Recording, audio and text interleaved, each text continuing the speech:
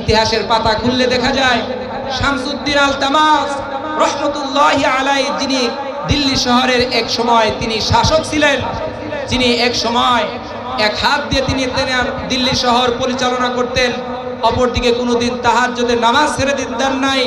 একদিকে তিনি দিল্লি শাসক ছিলেন, অপরদিকে কোনোদিন আসরের নামাজের পূর্বে 4 রাকাত সুন্নাত নামাজ জীবনে কোনোদিন ছেড়ে দেয় নাই। একদিকে তিনি দিল্লি পরিচালনা করতেন, অপরদিকে আল্লাহ তাআলার পবিত্র জবানকে হেফাজত করতেন। এই জবান দ্বারা কোনোদিন মিথ্যাচার করে নাই। চিল্লায়া বলেন সুবহানাল্লাহ।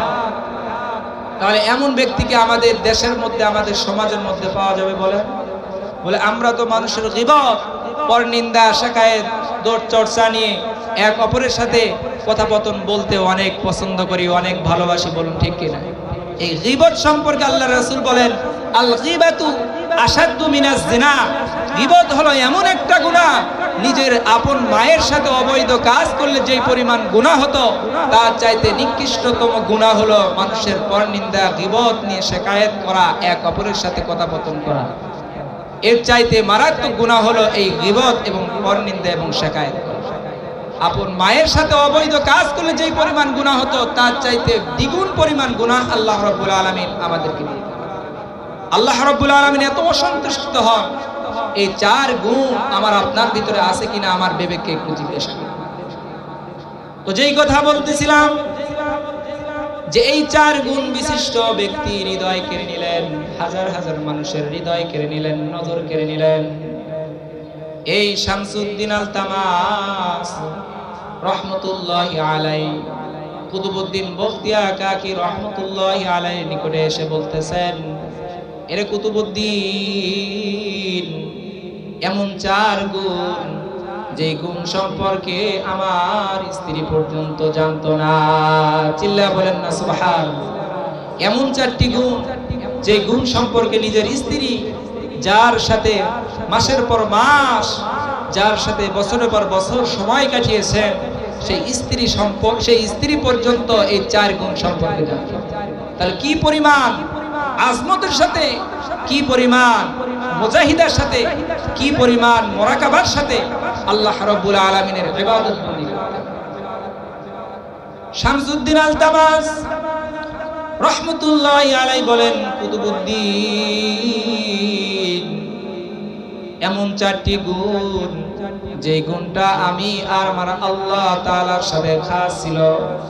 এর কুতুবউদ্দিন, যেহেতু এই 4 গুণ সম্পর্কে আপনার উসিলায়, আপনার মারফতে যখন প্রকাশ হয়ে গেছে, কথা দেন হাসরের মাঠে আপনি আমাকে ভুলে যাইবেন না। চিল্লায়া বলেন না সুবহানাল্লাহ। এত পরিমাণ আল্লাহ ওয়ালা ছিলেন, আল্লাহ প্রেমী ছিলেন, আল্লাহর রাসূল প্রেমী ছিলেন। এরপরেও তাদের মরণের কি ভয়, আল্লাহ তাআলার সামনে কিভাবে হাজির হবে, কোন আমল নিয়ে হাজির হবে, এই ধরনের চিন্তা ভাবনা নিয়ে সেই কুতুবউদ্দিন বখতিয়া কাকি রহমতুল্লাহি আলাইহি জানাজার নামাজ পড়ানোর আগ মুহূর্তে সেই কুতুবউদ্দিনকে লক্ষ্য করে বলতেছেন, কুতুবউদ্দিন, কথা দাও হাসরের মাঠে আমি শামসুদ্দিন আল-তামাসকে তুমি কখনোই ভুলে যাইবে না।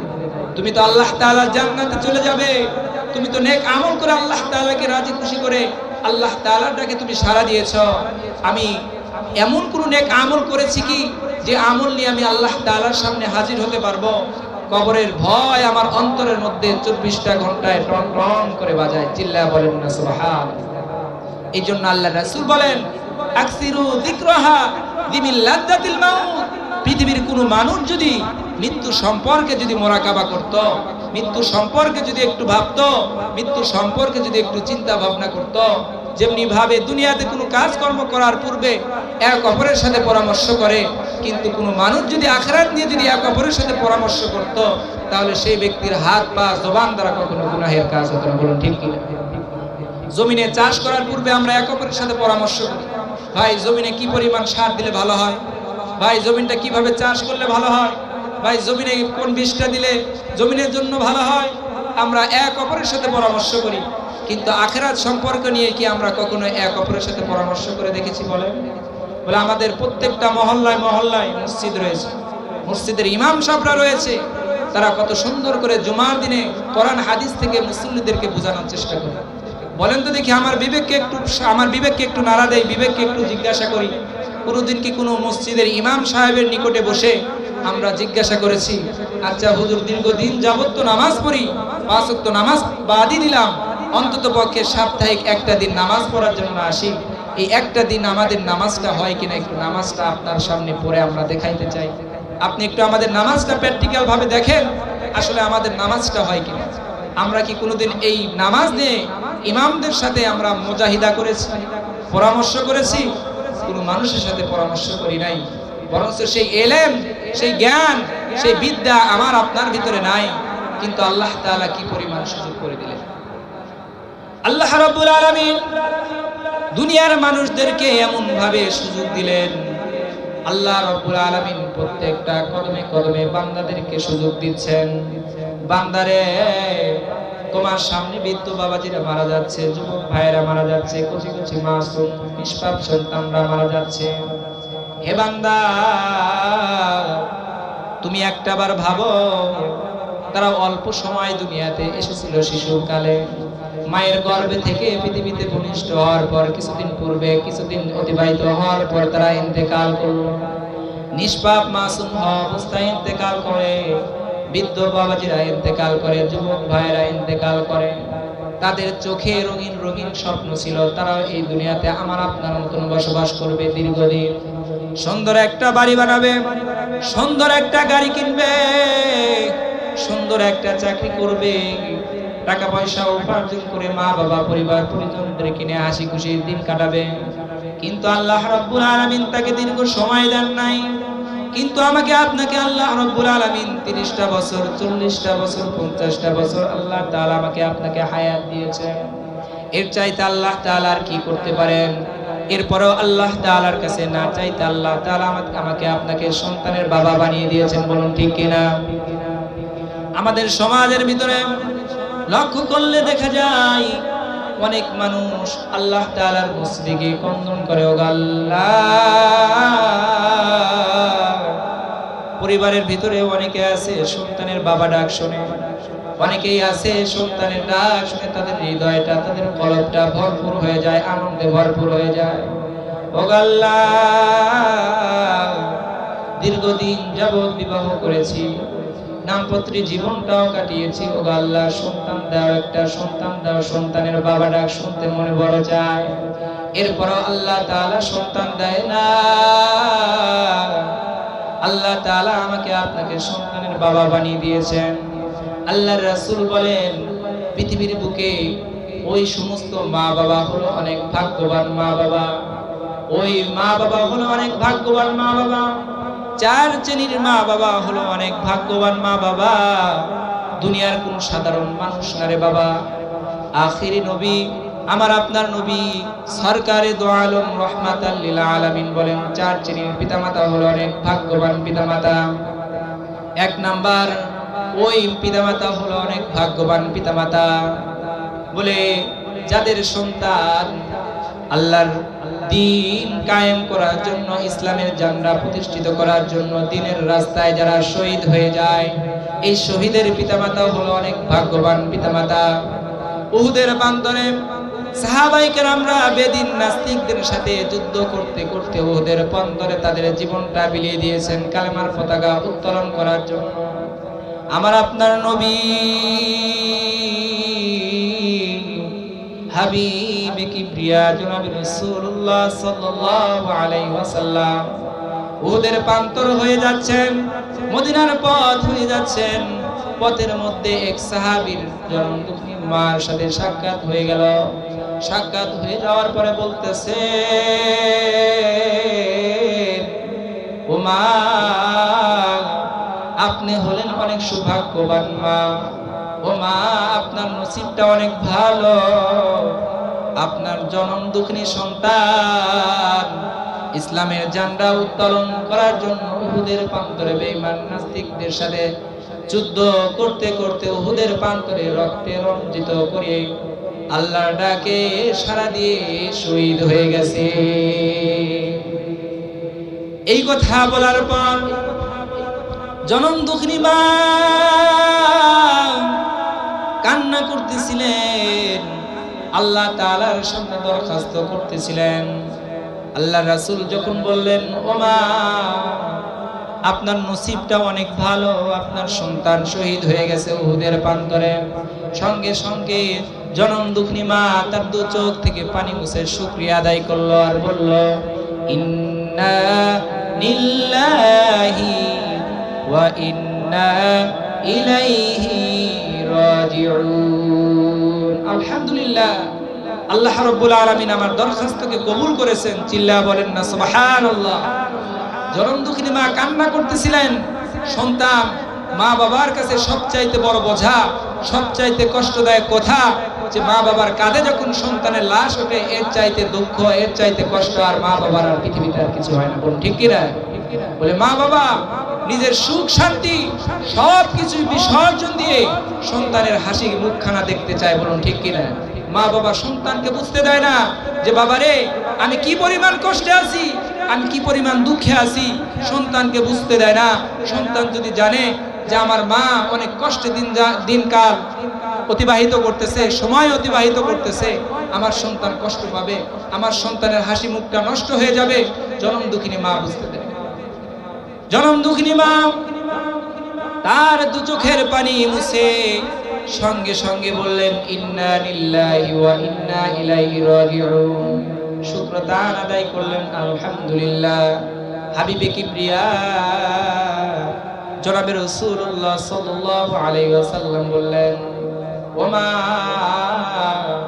কিছুক্ষণ পূর্বে আপনি কান্না করতেছিলেন, অঝরে কান্না করতেছিলেন, কিন্তু বিষয়টা বুঝলাম না। আমি যখন আপনার সন্তানের মৃত্যুর খবর আপনার কানে যখন পৌঁছে দিলাম, তখন তো আপনার কান্না করা উচিত। আপনার সন্তানকে আপনি পেটে ধরেছেন, লালন পালন করেছেন, 10 মাস 10 দিন গর্ভে ধারণ করে পৃথিবীতে আপনি বড় করেছেন। ও মা, সন্তানের মৃত্যুর কথা শুনে পৃথিবীতে আপনার মতন মাকে আমি দেখতেছি যে চোখের পানি মুছে শুকরতান আদায় করতেছেন, আল্লাহ তাআলার প্রতি রাজি এবং খুশি হয়ে গেছেন। কারণ কি? ব্যাপারটা আপনার কাছে জানতে চাই। আল্লাহর রাসূলকে সেই জনম দুঃখিনী মা বলেন, আমি কান্না করতেছিলাম, আমি তো জীবনে এমন কোন নেক আমল করি নাই যে নেক আমল নিয়ে আল্লাহ তাআলার দরবারে আমি বলতে পারবো, ওগো আল্লাহ, পৃথিবীতে যাওয়ার পর আমি একটা নেক আমল করেছি, এই নেক আমলের বিনিময়ে আমাকে জান্নাত দাও, আমি বলতে পারবো না। কিন্তু আল্লাহ তাআলা আমাকে কি পরিমাণ খুশ নসিব দান করেছেন, আমার তাকদীরটা কিভাবে আল্লাহ তাআলা কবুল করে নিছেন। আমি আল্লাহ তাআলার কাছে দোয়া করতেছিলাম, আমার সন্তান উহুদের প্রান্তরে বেঈমান নাস্তিকদের সাথে যুদ্ধের ময়দানে চলে গেছেন, আমার সন্তান যেন গাজী হয়ে ফিরে না আসে, আমার সন্তান যেন কালেমার ঝান্ডা উত্তোলন করার জন্য আল্লাহ তাআলার রাস্তায় শহীদ হয়ে যায়। চিল্লা বলেন না সুবহানাল্লাহ। তার জনম দুঃখিনী মা কি পরিমাণ আল্লাহ ওয়ালা, কি পরিমাণ আল্লাহ প্রেমী হলে এই ধরনের দোয়া আল্লাহ তাআলার কাছে করতে পারে। জনম দুঃখিনী মা হয়ে সন্তানের জন্য দোয়া করতেছে, আমার সন্তান যেন উহুদের প্রান্তর থেকে গাজী হয়ে আমার বাড়িতে ফিরে না আসে, আমার সন্তান যেন উহুদের প্রান্তরে কাফেরদের সাথে যুদ্ধ করতে করতে শহীদ হয়ে যায়। আমি কাল হাসরের মাঠে গর্বের সাথে বলবো, ওগো আল্লাহ, আমাকে সন্তান দান করেছিলে, এই সন্তানকে আমি তোমার রাস্তায়, তোমার রাহে আমি কুরবানি করে দিয়েছি। ওগো আল্লাহ, এই উসিলায় আমাকে মাফ করে দাও, জান্নাতের মালিক বানায় দাও। সুবহানাল্লাহি ওয়া বিহামদিহি। সেই শহীদের মা বাবা হলো অনেক ভাগ্যবান মা বাবা। আমি আপনি আল্লাহ তাআলার রাহে শহীদ হতে পারি নাই, শহীদের মা হতে পারি নাই, শহীদের বাবা হতে পারি নাই, শহীদের ভাই হতে পারি নাই, শহীদের বোন হতে পারি নাই। আফসোস করে লাভ নাই, এখনো 3টা সুযোগ আছে। 4 নম্বর কথা, 4টি কথা বলেছি তো নাকি বলেন? যে 4 শ্রেণীর পিতামাতা হলো অনেক ভাগ্যবান পিতামাতা। তার মধ্যে তো আমরা শহীদের বাবা হতে পারি নাই, শহীদের মা হতে পারি নাই, শহীদের ভাই বোন হতে পারি নাই। এরপরেও আমাদের 3টা সুযোগ রয়েছে। 2 নাম্বার, ওই পিতামাতা হলো অনেক ভাগ্যবান পিতামাতা। ভাই সাউন্ডটা বাড়ি খাচ্ছে। ওই পিতামাতা হলো অনেক ভাগ্যবান পিতামাতা যেই পিতামাতার ওরসে নবজাত শিশু যাদের ওরসে ইন্তেকাল করে, মৃত্যুবরণ করে, সবেমাত্র দুনিয়াতে ভূমিষ্ঠ হয়েছে, দুনিয়াতে আগমন ঘটিয়েছে, দুনিয়ার মেহমান হয়ে দুনিয়াতে এসেছে। আসার পর অল্প থেকে অল্প সময় নিয়ে ওগো আল্লাহ, দুনিয়াতে আমার মা বাবা নফসের ধোঁকায় পড়ে গুনাহের কাজ করে ফেলেছে, আমার ভাই আমার বোন নফসের ধোঁকায় পড়ে গুনাহের কাজ করে ফেলেছে, যার কারণে ওগো আল্লাহ তুমি তাদের প্রতি অসন্তুষ্ট নারাজ। ওগো আল্লাহ, যে ভাই যে মা বাবা আমার চোখের সামনে জাহান্নামের আগুনের মধ্যে দাও দাও করে জ্বলতে থাকবে, না না, সেই মা বাবা ভাই বোন আত্মীয় স্বজনকে কঠিন থেকে কঠিন মুসিবতের মধ্যে রেখে আমি তোমার জান্নাতে প্রবেশ করব না। চিল্লা বলেন না সুবহানাল্লাহ। বলে আমার আপনার ওরসে সন্তান মারা গেলে আমরা অসন্তুষ্ট হই। যেই সমস্ত ভাই, যেই সমস্ত মা ও বোনেরা নবজাতক শিশু মারা যাওয়ার পরে আল্লাহকে দোষারোপ না করে যারা সবুর ধারণ করে বলেছে ইন্না লিল্লাহি ওয়া ইন্না ইলাইহি রাজিউন, যারা বলেছে তারা শুকর দান আদায় করেছে।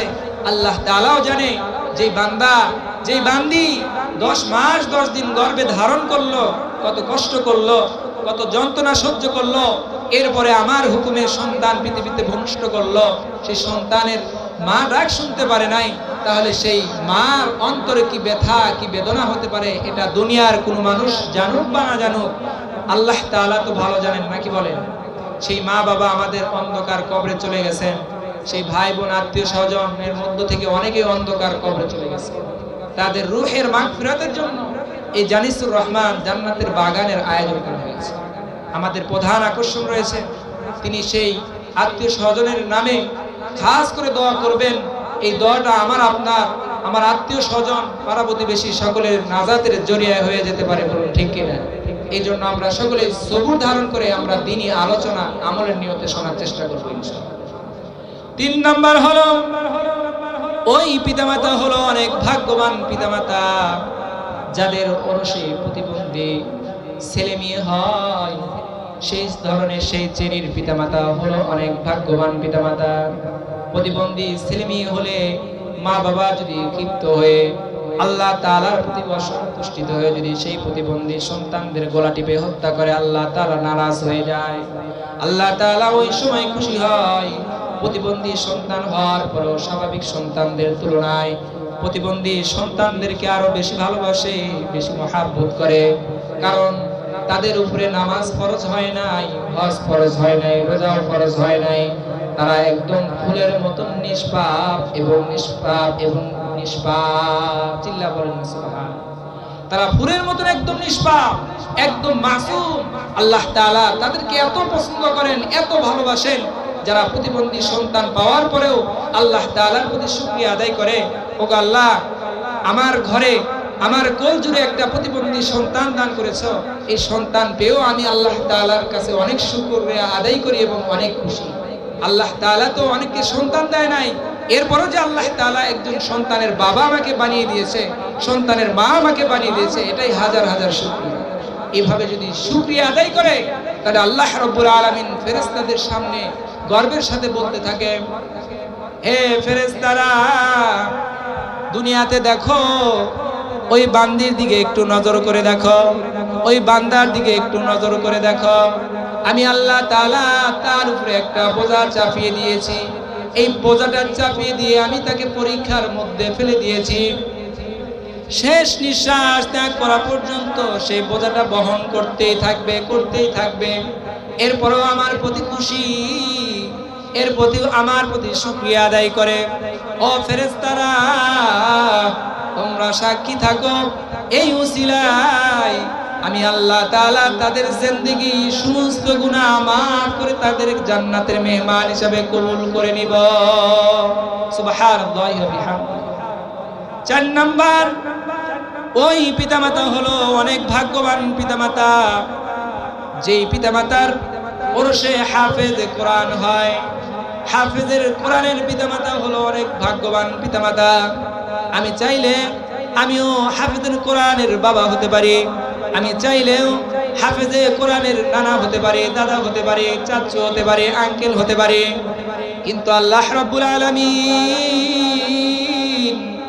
এত সুযোগ দেওয়ার সত্ত্বেও যদি আল্লাহ তাআলার জান্নাত আমরা কামাই না করতে পারি, আল্লাহ তাআলাকে যদি রাজি খুশি না করতে পারি, তাহলে আমার আপনার তাকদীরটা পুড়ে যাবে।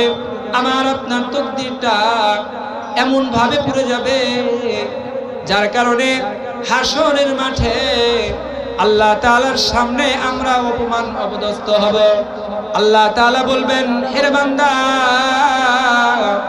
আমি তোমাকে দীর্ঘ হায়াত দিয়েছিলাম, এত পরিমাণ হায়াত দিয়েছিলাম যে হায়াতের মধ্যে তোমাকে আমি সন্তানের বাবাও বানিয়ে দিয়েছিলাম। তুমি যদি একজন হাফেজ কোরআন বানাইতে, কিয়ামত পর্যন্ত সদকা জারিয়া হিসাবে তুমি কবরের মধ্যে সওয়াব পেতে থাকতে। বলেন সুবহানাল্লাহ।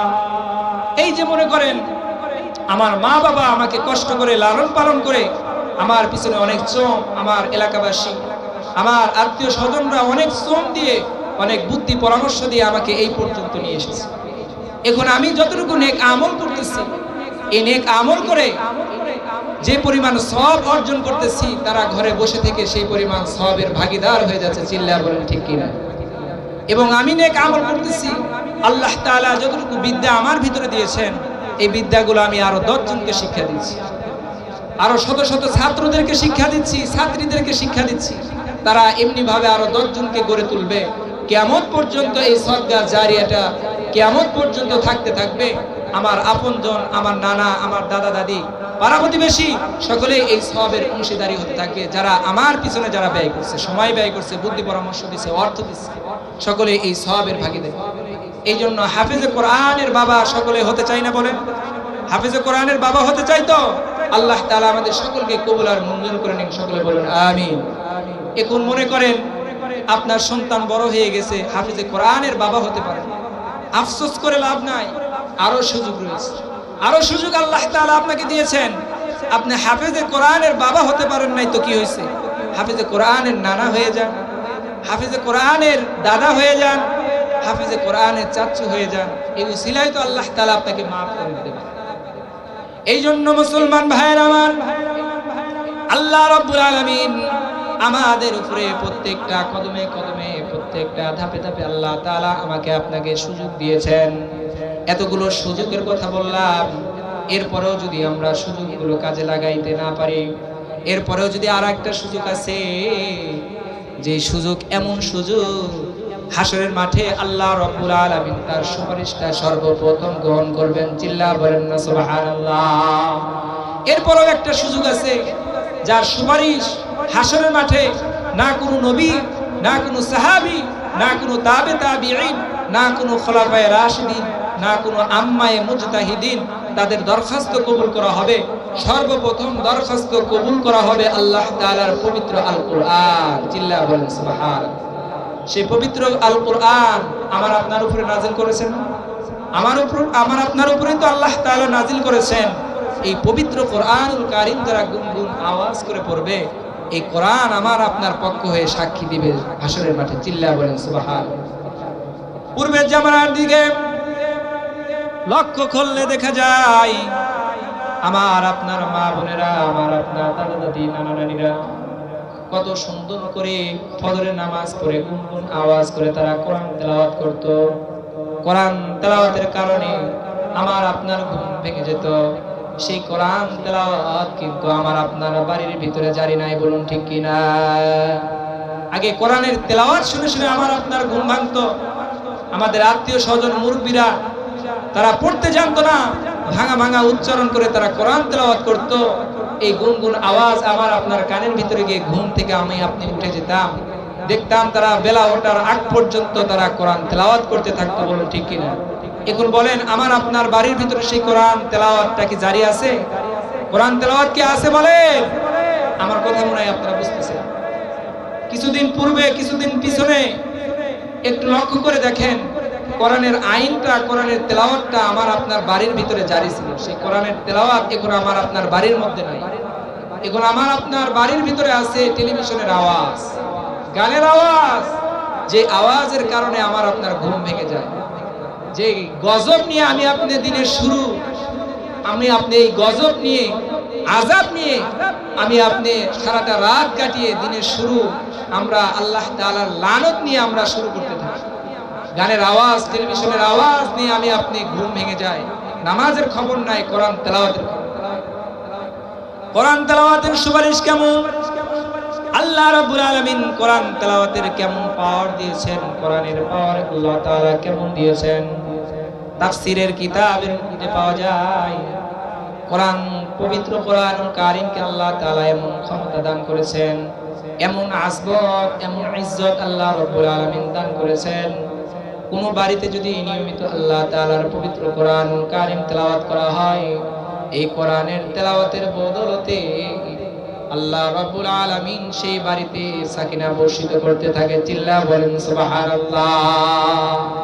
এই পবিত্র কোরআনুল কারীমের বদৌলতে আল্লাহ রাব্বুল আলামিন আসমানি বালা, জমিনি বালা, সমস্ত বালা মুসিবত থেকে আল্লাহ রাব্বুল আলামিন সেই বাড়িকে হেফাজত করেন। চিল্লা বলেন না সুবহানাল্লাহ। বলে এই পবিত্র কোরআনুল কারীমের সাথে যার সম্পর্ক হয়ে যাবে, যেই পবিত্র কোরআনুল কারীম বুকে ধারণ করবে, আমার এই পবিত্র কোরআনুল কারীমের সাথে অনেক সুসম্পর্ক। শত শত মুসিবতের মধ্যে পড়া শর্ত পবিত্র কোরআনুল কারীমকে যে ব্যক্তি কোনোদিন ভুলে নাই, কোরআনের সাথে এমন সম্পর্ক হয়ে গেছে 24টা ঘন্টা এই পবিত্র জবান দিয়ে আল্লাহ তাআলার পবিত্র কোরআনুল কারীম তেলাওয়াত করত। এমন সময় মালাকাল মউত এসে তাকে গ্রেফতার করে ফেলেছে, শেষ নিঃশ্বাসটা সে ত্যাগ করে ফেলেছে। আপনজনেরা ঘর থেকে বের করে উঠানের ভিতরে তাকে জায়গা দিয়ে শরীর থেকে দামি দামি পোশাক খুলে খুলে জানাজার নামাজ পড়ার জন্য গোসল করে রেডি করিয়ে ফেলেছে। এরপর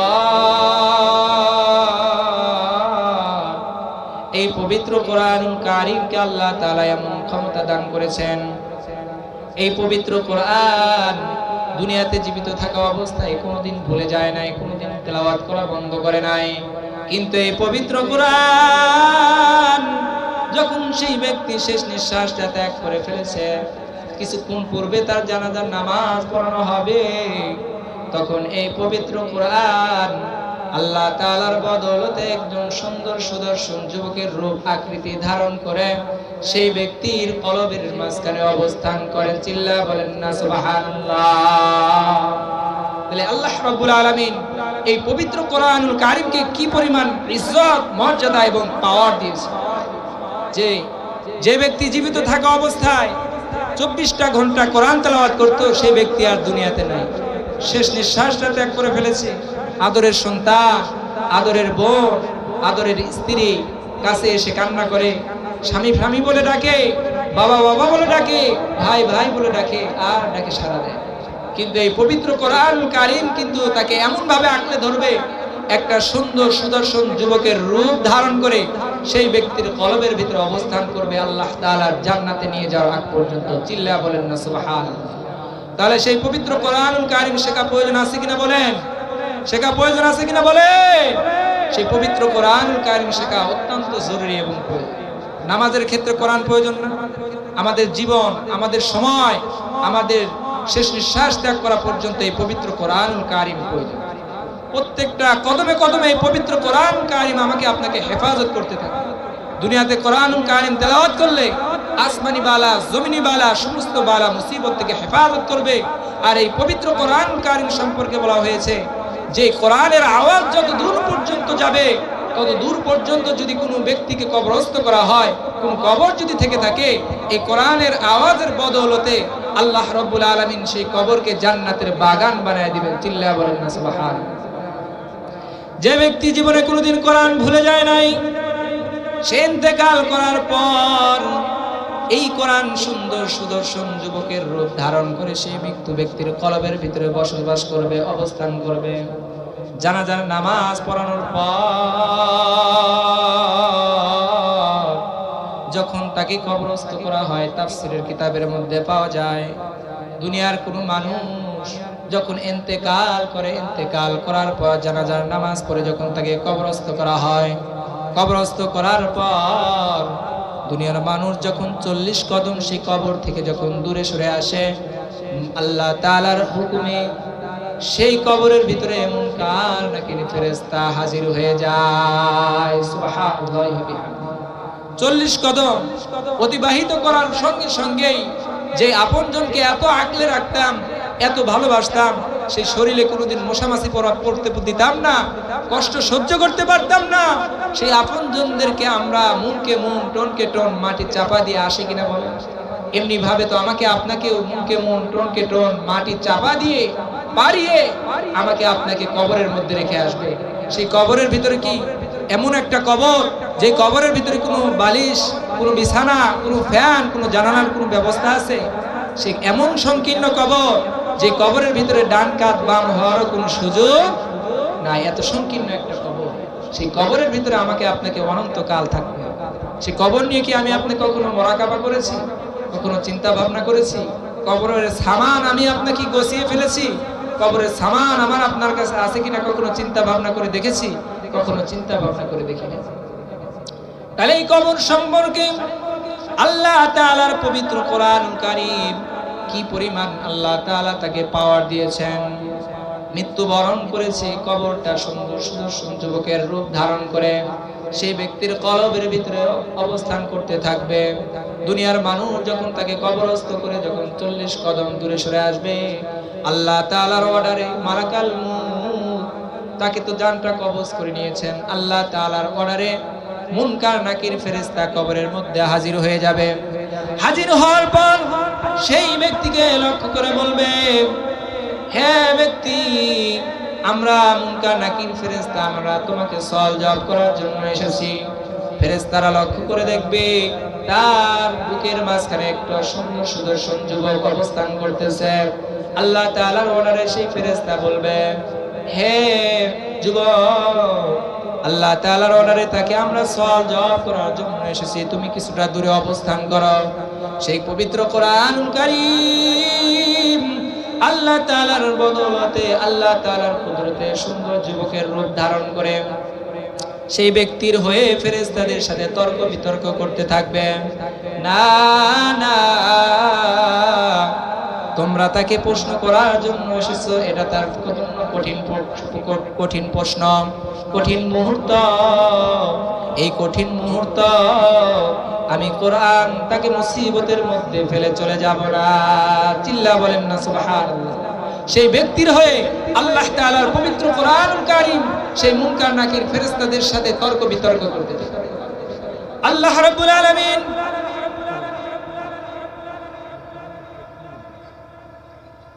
আল্লাহ রাব্বুল আলামিন সেই মুনকার নাকির ফেরেশতাদেরকে বলবে, হে ফেরেশতারা, আমার পবিত্র কোরআনুল কারীমের সাথে তোমরা বেয়াদবি করিও না।